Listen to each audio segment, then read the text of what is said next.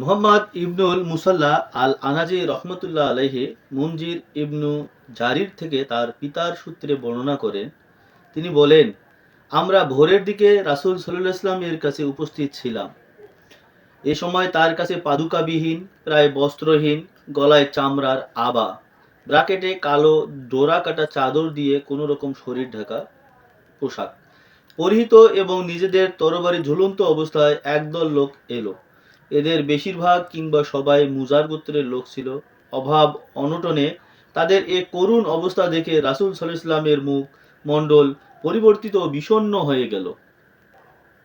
তিনি ভিতরে প্রবেশ করেন, অতঃপর বেরিয়ে এলেন। তিনি বেলাল রাদিয়াল্লাহু তাআলা আনহুকে আজান দিতে নির্দেশ দিলেন। বেলাল রাদিয়াল্লাহু তাআলা আনহু আজান ও ইকামত দিলেন। সালাত শেষ করে তিনি উপস্থিত মুসল্লিদের উদ্দেশ্যে ভাষণ দেন এবং সূরা নিসার প্রথম আয়াত ও সূরা হাশরের 18 নম্বর আয়াত তিলাওয়াত করেন। অতঃপর রাসূল সাল্লাল্লাহু আলাইহি ওয়াসাল্লাম বলেন, তোমাদের প্রত্যেকেরই তাদের দিনার, দিরহাম, কাপড়-চোপড়, গম ও খেজুরের ভাণ্ডার থেকে দান করা উচিত। অবশেষে তিনি বলেন, যদি খেজুরের এক টুকরাও হয়। বর্ণনাকারী বলেন, এটা শুনে আনসারদের এক ব্যক্তি একটি থলে নিয়ে এলো, যা সে বহন করতে পারছিল না।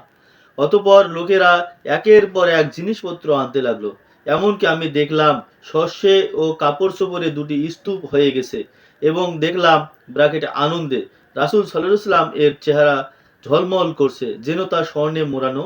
এরপরে আরো হাদিসের অংশ আছে। তো এই হাদিসটি হচ্ছে সহিহ মুসলিম 2241 নম্বর হাদিস। তো 2241 নম্বর হাদিস আমরা শুনলাম সহিহ মুসলিম থেকে। এখানে মোহাম্মদ ইবনুল মুসাল্লা আল আনাজি রহমতুল্লাহ আলাইহি মুনজির ইবনু জারির থেকে তার পিতার সূত্রে বর্ণনা করেন। তিনি বলেন, আমরা ভোরের দিকে রাসূল সাল্লাল্লাহু আলাইহি ওয়াসাল্লামের কাছে উপস্থিত ছিলাম। সময় ভোরের দিকে। এই সময় তার কাছে পাদুকাবিহীন, প্রায় বস্ত্রহীন, গলায় চামড়ার আবা, মানে কালো ডোরাকাটা চাদর দিয়ে কোন রকমের শরীর ঢাকা এরকম পোশাক পরিহিত এবং নিজেদের তরবারি ঝুলন্ত অবস্থায় একদল লোক এলো। এদের বেশিরভাগ কিংবা সবাই মুজার গোত্রের লোক ছিল।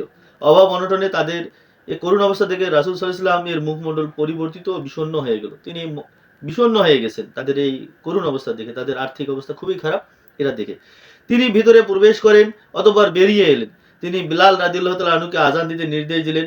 বিলাল রাদিয়াল্লাহু তাআলা আনহু আজান ও ইকামত দিলেন। সালাত শেষ করে তিনি উপস্থিত মুসল্লিদের উদ্দেশ্যে ভাষণ দেন এবং সূরা নিসার প্রথম আয়াত ও সূরা হাশরের 18 নম্বর আয়াত তেলাওয়াত করেন। অতঃপর রাসূল সাল্লাল্লাহু আলাইহি ওয়াসাল্লাম বলেন, তোমাদের প্রত্যেকেরই তাদের দিনার, দিরহাম, কাপড়-চোপড়, গম ও খেজুরের ভাণ্ডার থেকে দান করা উচিত।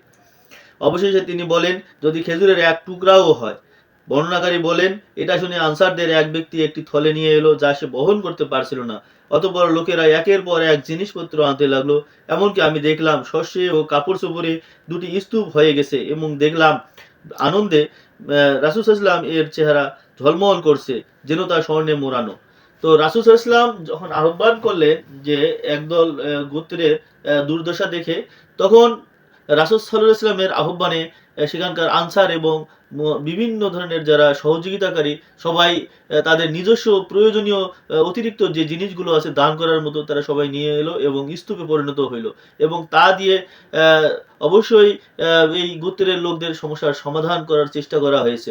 তো মসজিদ থেকে এরকম সমাজের যে সমস্যাযুক্ত যে ব্যক্তিগণ আছে, যাদের অভাব অনটন, যারা দুঃখ দুর্দশায় জর্জরিত, তাদের সমস্যার সমাধানগুলো যদি করা যায়, ওই সমাজে খুব বেশি যে দুঃখ মানে অভাব দুঃখী মানুষ আছে এমনটা না, যে কতজন আছে এই লোকগুলোর যদি এরকম উদ্যোগ নেওয়া যায়, এই হাদিস অনুসরণ করে যদি ব্যবস্থা নেওয়া যায়, তাহলে ওই সমাজের অভাব অনটনের যে লোকগুলো এগুলো থাকবে না এবং সবাই ভালো একটা অবস্থানে থাকবে এবং সবার মধ্যে সম্প্রীতি গড়ে উঠবে। তো এই হাদিস মানার আহ্বান জানিয়ে সবাইকে ধন্যবাদ জানাচ্ছি। সবাইকে ধন্যবাদ। আসসালামু আলাইকুম।